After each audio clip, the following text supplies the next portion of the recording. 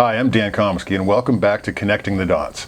Today we've got Andy Fisher with us, and Andy is a mayoral candidate, and he's running for, obviously, mayor of Chatham-Kent. So, Andy, welcome to the show.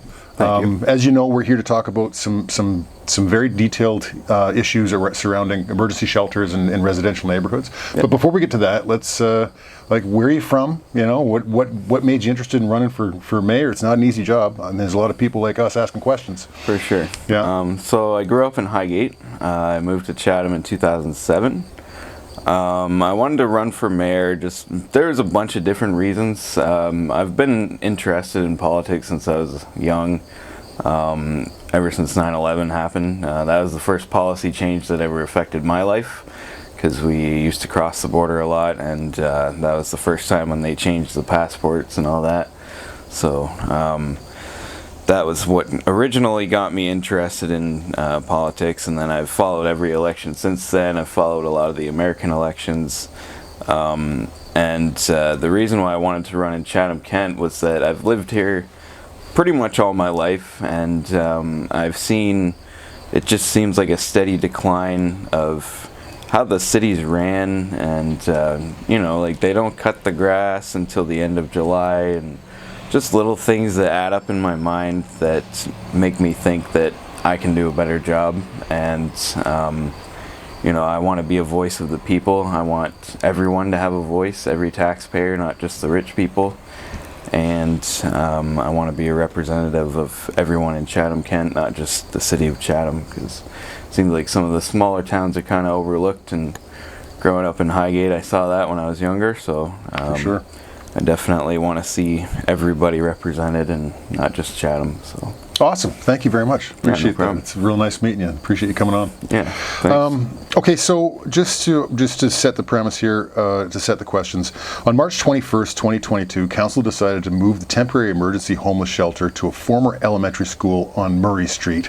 It's about 3 blocks away from here. Yep. Without consulting the residents of the neighborhood. No public meetings prior to the council decision. No open houses, no surveys, no direct communication with residents at all prior to approving a staff recommendation. So from what we understand, the council voted on it. It was a staff recommendation. They had about 3 days to vote on it. So we'll probably get back to that too. And the public just wasn't notified at all. I'm not sure how much you know about this situation. I'm sure it made the news. You probably read some of it. Yeah, I've been made aware of it. Most of the information about it so far. Okay, so there was actually 23 deputations asking for prior public consultation that were ignored by the majority of council and the mayor. Right, so there's from our perspective, there's some things that aren't working here. Yeah. Right? And so I guess my first question is, how would you ensure proper prior public consultation takes place in these kinds of situations? Right. So I'm not entirely sure what powers the mayor has or doesn't have. If it were possible, I would want to make that mandatory, because that's definitely something that should happen. Public consultation is number one. I mean, the taxpayers pay for everything, right? So I feel that they should have a voice long before anything's voted on. I feel like the more information, the better. So I would want to make it mandatory. If it's not possible to do that, then I would at least strongly recommend to the city councilors to at least attempt to seek some public information as much as possible before actually making a major decision such as that. Right, so you don't feel like 3 days is enough? No. Not at all. I would agree with that statement, but, Okay. but my opinion doesn't matter here very much. Okay. Anyway, how would you ensure the staff recommendations are more detailed and transparent to allow for public consultation opportunities? One quote that I've heard before, I think it was on a movie or something, said that governments of the world, what they do best is they take things that are simple and they complicate them. So one thing that I want to bring to City Hall, if elected mayor, is just to make things easier to be accessible to everyone, easier to find, easier to understand. I don't want you to have a PhD to understand the information that's online. As a taxpayer, you should be able to find that easily and know where your money's going and why it's going there. So I would urge administration to just simplify their reports and make it so it's easily available to the public as well as those on city council, and to provide as much information as they possibly can so that you're getting the information from administration and from the public and putting all that together before you make a major decision such as this one. Great, thank you very much. Do you think that the Chatham-Kent Council requires more information from staff? Sorry, do you think that the Chatham-Kent Council requires more information from staff to make effective decisions? Is it the information coming from staff? I think that well, knowledge is power in general, so I don't know if it would be a requirement, but I don't think it's a bad idea. Like, the more information you can get from either side, I think the better. I think that you definitely need more information before you make a decision like that. I think that was a rushed decision, and I don't think that was the right way to do it, honestly. Okay, thank you. How would you handle, once elected, how would you handle conflict of interest in situations like this? I would want to distance myself from the situation so as to not influence it. I don't at all have a problem being like a black sheep or the ostracized one in City Hall. I don't mind sticking my head in the hornet's nest, so if I felt... Your head. Yeah. Yeah. You're braver than I am. So, hand would be tough for me. If I felt that there was a major conflict of interest, especially if it was something at a high level that could even have criminal implications or anything like that, I would contact whoever I would need to in order to do a full investigation. I would have no problem investigating anyone in City Hall if I thought that there was a conflict of interest happening. Okay, excellent. It's interesting. What about conflict of interest in terms of your own, your situation, right? You've got a conflict of interest. How do you? Right. If it was my own conflict of interest,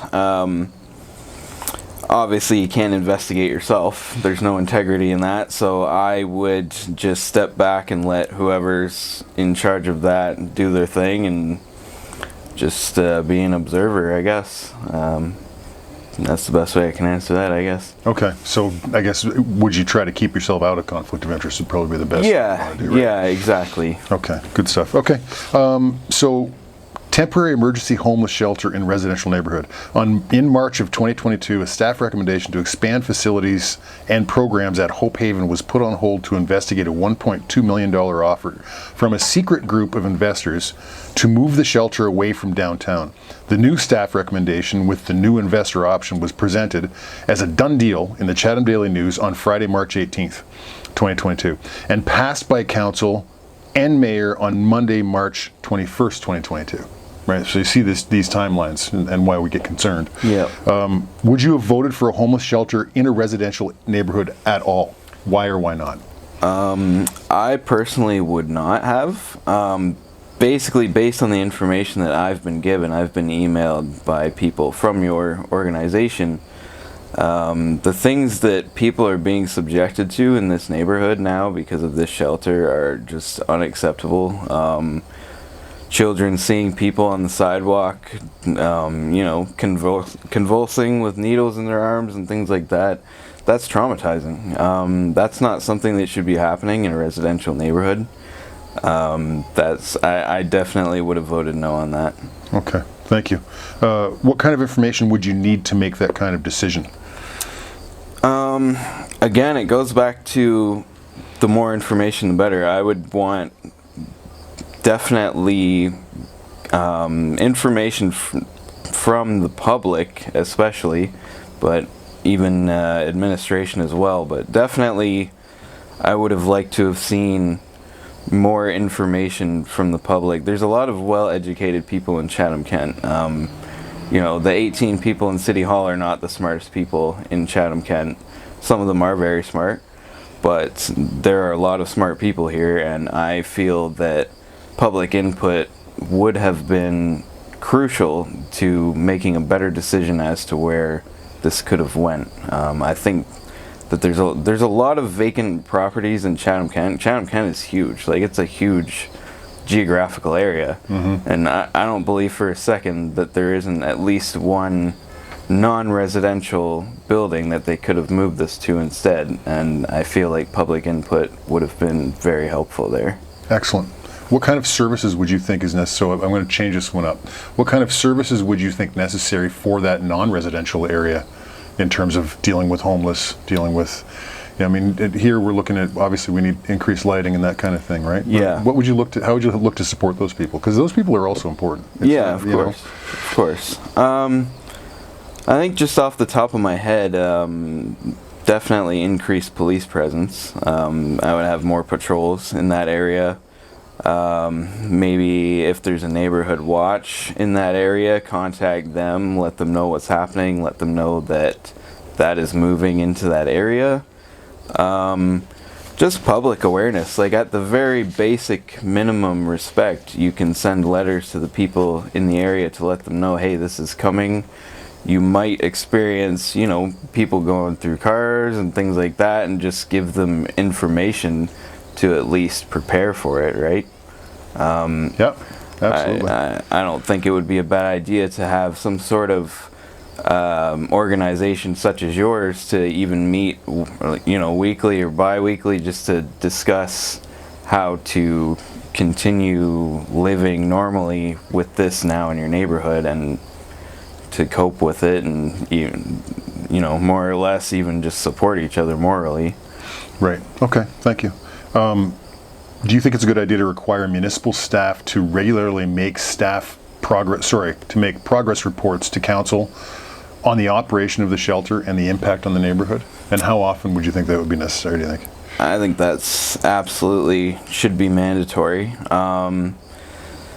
I think at the very least an annual report, but I think ideally probably a monthly report.